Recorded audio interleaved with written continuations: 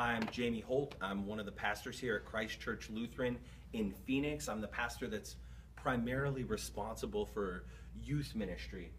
Our church is about 2,900 members, and of those 2,900, we have about 280 senior high students and about 140 junior high students. So we try to have events every 4 to 6 weeks that can bring more people to the group, try to invite as many people as we can, and then what we do is we try to plug them in to small group opportunities, invite them to come back for regular youth group meetings, for youth-led worship, that kind of thing. Our best events in the past couple years, we bring in maybe 150 kids. Saturday nights, we start off at 4:30 to 6 p.m. The junior high kids come here, and we get about 15 to 20 of them every week.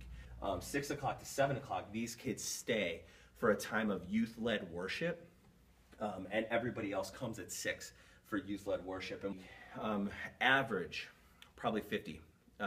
This is mostly young people. The junior high kids will stick around, and the 30 that come for senior high will come for church.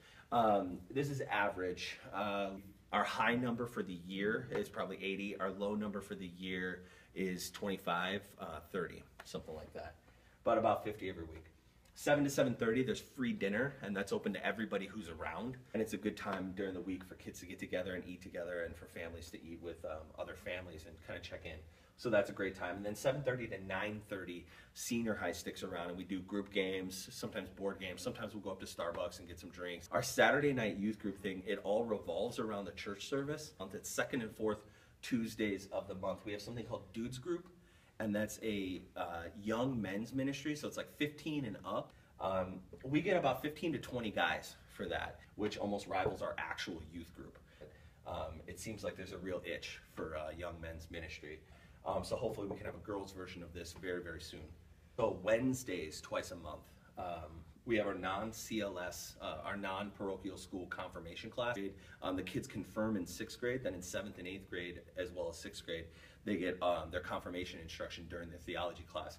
If you're not a student at the school, it kind of flip-flops, and you go to non-CLS confirmation instruction before you confirm. We do it twice a month, and we call ours Dinner and Doctrine. So what we do is we get together at about 5:30, have dinner, hang out, play some ping pong for about a half an hour, and then from 6 to 7 we do catechism instruction. Right now we have 5 kids that are non-CLS students that are involved in our confirmation, and every year we have about 40 as our confirmation class, sometimes a little bit more, sometimes a little bit less. And then also we have 3 retreats throughout the year. One Sunday every month we have something called Geek Night. We just found that our group was guy heavy, and of those guys, it was geek heavy. So we'll just kind of hang out and play some games. And right now we have about 15 to 20 guys that gather for that as well. Almost rivals our regular youth group offering. So we're finding that the interest-specific type stuff is actually kind of working for us. This kind of weekly, monthly rhythm is about 60% of my time. The other 40%, I do other pastoral responsibilities. I have a day that I do hospital visits. I get to preach probably every 5 or 6 weeks in the Sunday services. For college ministry, and then also young adult ministry, which is something that's kind of thriving here. We have numbers that are pushing past our youth group. If we did a basic SWOT analysis, our strength is that our group, head Christians, hand Christians, heart Christians, our group is definitely head and heart. Very smart, they know their stuff. They're also very warm and kind and inviting. Our kids do a great job of inviting other kids from their schools to come in. Maybe a weakness of our group is right now we're not seeing a lot of traction or success with getting the kids to serve. I'd say opportunities for our youth group. One is we just have this huge pool of kids. Plus I enjoy a ton of freedom here. I can try pretty much anything I want to try. If it doesn't work, we repent and try something else. About 10% of our church size is youth. And about 10% of those kids are really plugged into what we're doing. And so there's a huge opportunity there, but it's also kind of like what's really going on. One of the threats we're having is a very affluent area, affluent congregation, a lot of money, a lot of options. And so we're finding that we're competing really. It's another extracurricular activity. So they come as often as they can, and what we're seeing is these kids we're reaching more than 30 kids a month, but it's only 30 a week.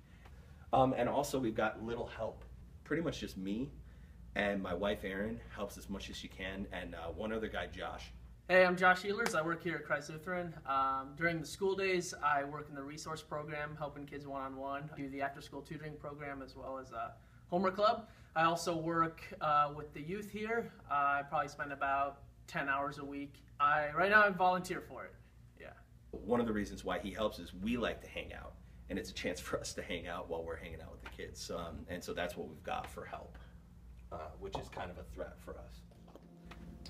I'd like to take a minute to show you our space. I pray God's blessing over you and your ministry and what you're seeking to accomplish in the lives of these young people. And I thank you for taking the time to share your story and your ministry so that we can get a little bit of perspective synodically and see what's really going on.